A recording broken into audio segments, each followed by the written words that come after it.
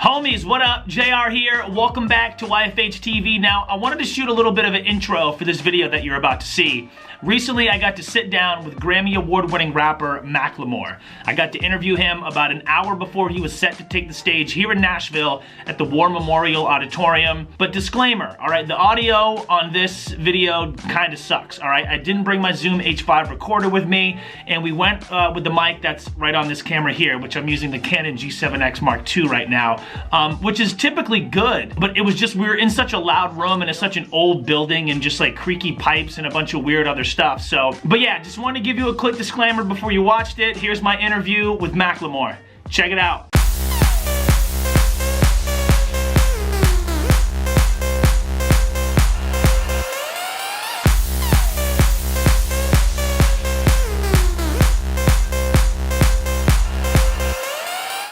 Hey, I'm JR from I-1067, JR's Party Playhouse here in Nashville, and I'm joined by Grammy award-winning Macklemore. Thank you for your time today. Yeah, thanks for coming.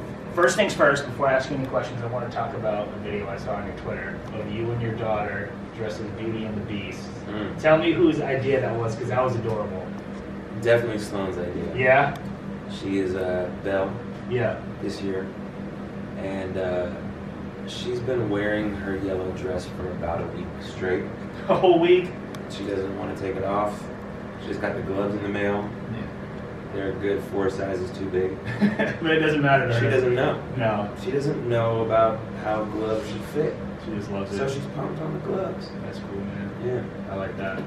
So we're here at the War Memorial Auditorium, and you're legitimately hours away from taking the stage. What are you looking forward to most about performing here in Nashville? You guys have great venues. And obviously it's an amazing historic music town. Yeah. But, you know, last time we were here, we were at the Grand Ole Opry, and tonight, just walking out on stage, it just feels like there's history in the building. Yeah. And I like that. Yeah. This green room just feels elegant and old, and like someone probably got murdered here back in the day. Let's hope so. Yeah. Makes it cooler. Yeah, definitely. Is there any particular part of your set that you look forward to more than, you know, others? Like, or is it like a certain song that you're really pumped to do tonight? I think it depends on the mood. Like, tonight's Sunday. Yeah. Usually Sundays are a little bit chiller. Yeah. I feel like in a little bit chiller mood. Like last night was this Saturday before Halloween, and it was like turn up. Yeah, just craziness. And tonight I feel like a little bit more in a nostalgic type of place. So, but then I come out and it's hype and I turn up. So one of my favorite records to talk up right now on I is Good Old Days with Kesha. Yeah. Just because nostalgia is always a really important part of my life, because there's a certain thing about looking back at things that made you feel good. Right. That can make you feel good now. Tell me what kind of went into writing that song. I think that idea, I mean, you know, reminiscing on the past, but also appreciating the present and knowing that eventually one day we'll look back on this moment right now fondly as, oh, that was the good old days when I was in Nashville. And, you know, to not let these times pass you by and wish it was the 90s.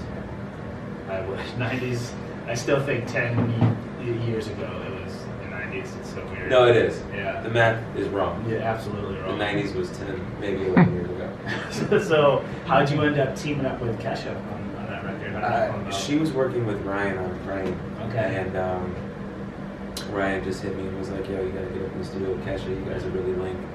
That's cool. And then I was like, where is she from? And he was like, Nashville. And I was like, it's done. Yeah. Make it happen. Yeah. So with that said, with Kesha being from here, any chance of a possible collaboration live on stage tonight for the audience? She's not here. No? She's on tour. Hey, Shay. I texted her and she was reluctant to give me any like real deal tips on where to get great Western shirts. Yeah? And she told me, but she didn't want to tell me. Sounds like her. It was shady. Yeah.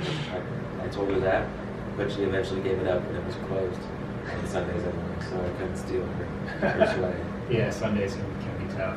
One of the things that I really like about your Glorious song was, of course, the music video with your grandma. Yeah. And that just pulled on every heartstring that I had. I thought it was like one of the coolest things that I've seen in a video, because like nowadays videos usually don't mean anything. They're kind of Right. I thought that whole concept was really cool, man. I think they did a great job with that. Thank you. I appreciate that. Tell me about like what went into that and how you kind of came up with that idea. Well, it was, you know, obviously my grandma's 100th birthday, and I wanted to celebrate with her anyway. Yeah. And I don't know where I thought of the idea. It just came. And you were just like, let's just go. Let's just go. You know, I asked my mom and was like, yo, you think that you could do it? That you could do these sorts of things? And my mom was like, you can try. I was like, well, let's try it.